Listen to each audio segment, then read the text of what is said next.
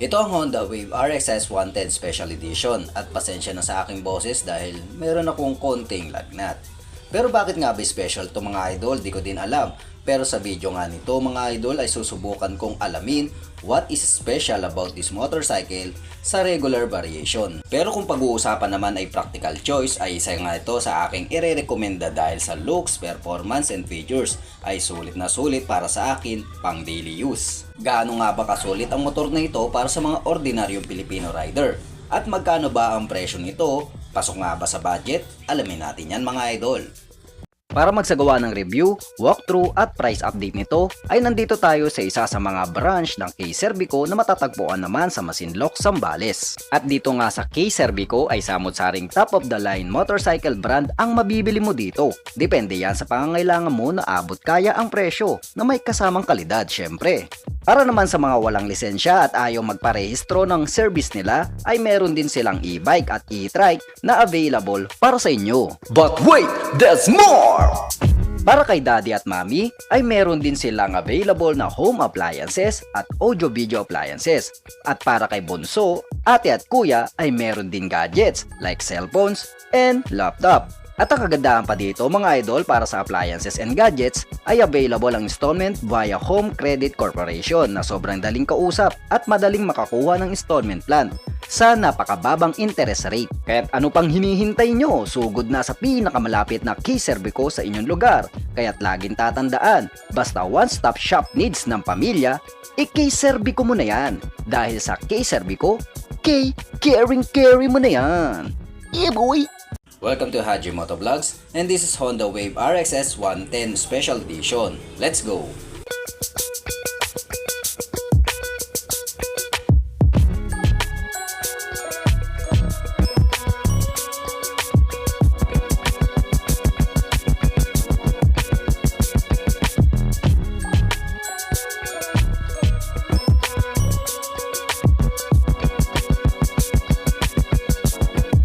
Unahin natin sa kanyang makina na mayroong kargadong 109cc engine displacement to be exact, single cylinder, single overhead cam, 4-stroke, 2 valves po siya at gumagamit ng air-cooled para sa pagpapalamig ng kanyang makina. Para naman sa fuel system, gumagamit ito ng PGM-FI o Programmable Fuel Injection na kung saan mas kalkulado paggamit ng gasolina sa mababa o mataas mang RPM. At merong average na 67 to 68 km per liter para sa kanyang mileage. Sa kanyang bore and stroke naman ay merong sukat na 50mm by 55.6mm na may compression ratio na 9.3:1. Napakadaling imaneho naman ito dahil ang transmission nito ay semi-automatic transmission lamang na kung saan cambio at gas na ang ginagamit nito. Kaya recommended ito sa mga baguhan o nag-aaral pa lang magmotor. Performance naman ito ay merong 8.6 horsepower at 7,500 RPM na may peak of torque na 8.70 Nm at 6,000 RPM. At ito na nga mga idol, halina't samahan nyo kung ikutan pa ang motor na ito kung anong special at kung ano ang maibibigay na satisfaction ng motor na ito. Let's go! Unahin natin sa kanyang body design na ito ay isang underbone map motorcycle at merong mga plain linings na dumadagdag sa kanyang forma. Para naman sa kanyang kulay, meron po siyang matte black finish na merong minimal glossy gray na color combination. Ang headlight position nito ay nasa handlebar mga idol, napaka-safe lalo na sa gabi dahil sumusunod dito sa galaw. At halogen bulb po ang gamit nito sa kanyang ilaw.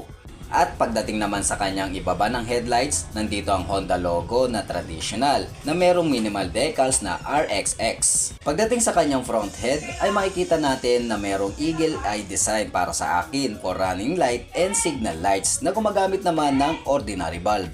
Kung makikita naman sa bandang gilid ay meron itong gold and gray minimal decals at nakasulat nito ay special. Talagang special.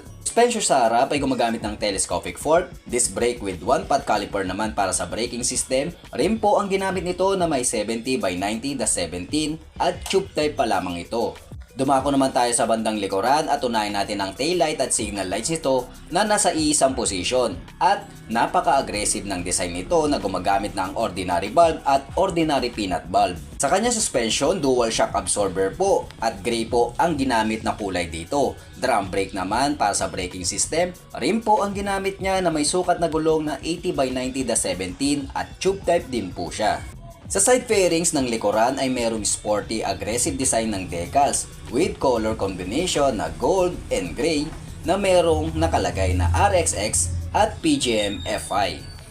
Meron pa rin itong kickstarter na kung saan malaking tulong kung sakaling humina o malobat ang baterya ng motor mo dahil sa simpleng pagpadyak lang ay agad mag-start up ang makina. Pero depende yan kung wala ka na talagang gasolina. At para naman sa pilyo na aanga-anga ay meron sporty and elegant look na muffler cover. Plastic po ang ginamit dito na materyales at ang kulay nito ay matte black. Ang kambyo naman nito ay may 4 na shifter or gear shifter na pagpipilian.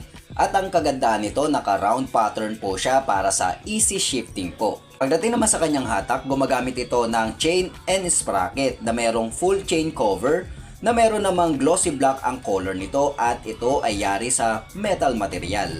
Dumako naman tayo sa kanyang bandang itaas at unahin natin ang switches and button. Sa kaliwa ay merong high and low, horn at turn lights. Sa kanan naman ay meron lamang na electric starter button.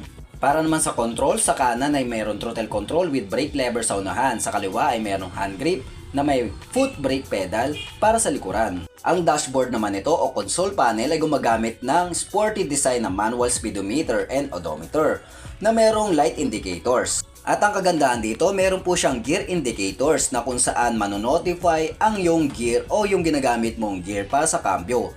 Napakaganda nito lalo na kung hindi mo kabisado ang tunog ng bawat gear. Sa startup engine, gumagamit ito ng integrated shutter lock key na kung saan meron pong takip ang mismong susian at meron po itong seat opener. Para naman sa kanyang upuan, meron po siyang kalmot po sa attraction cover at meron malambot para sa wet packs, yacht balls at ekop nyo na merong simpleng tabas at design ng upuan. Sa underseat compartment naman ay malalim na di kalakihan pero pwede na para sa isang compartment. Pwede mong ilagay ang sala, TV, ref at mga bukirin nyo. Sa underseat din makikita ang gas refiller nito na wala po siyang gas alulod system na merong 4 liters capacity. At samahin na rin natin ang kanyang change oil na merong 1 liters na kapasidad. Pag-usapan naman natin ang kanyang body dimension kung pasok ito pang daily use. Ang haba ay nasa 1,921mm, lapad 709mm at nataas nito ay nasa 1,081mm. Pasok na pasok at smooth na smooth, pang daily use at pang heavy traffic talaga. Para naman sa seat height ay merong 760mm, may bigat na 99kg. Para sa reference nyo mga idol, ako po ay 5'4" in height na merong 57kg na may cute na pagmumuka at macheting pangangatawan na saktong-sakto sa akin mga idol. At kitang-kita nyo na abot ng 2 pako ang floor at napakagang nito magmaniobra, mapa-reverse o forward man yan. Pag-usapan naman natin ang kanyang presyo via Key Servico Masinloc branch. Ang presyo nito para sa cash ay nasa 64,900 at ito ay isang promo price. Para naman sa down payment and monthly nito ay pwede mag-inquire sa pinakamalapit na Key Servico sa inyong lugar. Paalala lang mga idol, ang presyo ng cash and down payment and monthly ay pwedeng magbago depende po yan sa lugar, dealer, promotion at napapanahong problema lalo na sa tag-init na panahon ngayon. At ayun na nga mga idol, kaya nga siya special ay dahil sa kanyang unique color combination and decals design. Pero kung sa performance from regular variation ay pareho lang. Pero kung naghanap ka nga ng kakaibang variation ng RSX ay ito ang para sa iyo. At kahit anong variation pa man ang kunin mo, basta Wave RSX ay siguradong sulit yan. Pero kung ikaw nga ang tatanungin dahil mas magaling ka pa rin sa akin, sulit nga ba o hindi? At kung motor mo ngayon ay Wave RSS 110, regular man yan o special edition, anong masasabi mo sa motor mo? I-comment mo nga yan para mapag-usapan na. At para tapusin ang video na to, huwag sana kalimutan mag-subscribe at i-hit ang notification bell para lagi kang updated sa mga ganitong klaseng impormasyon tungkol sa mga bago at lumang mga motor. At i-like at i-follow nyo na rin ang ating munting page na Haji Moto Vlogs TV. Ito po si Haji from Haji Moto Vlogs. Thank you for watching and peace out!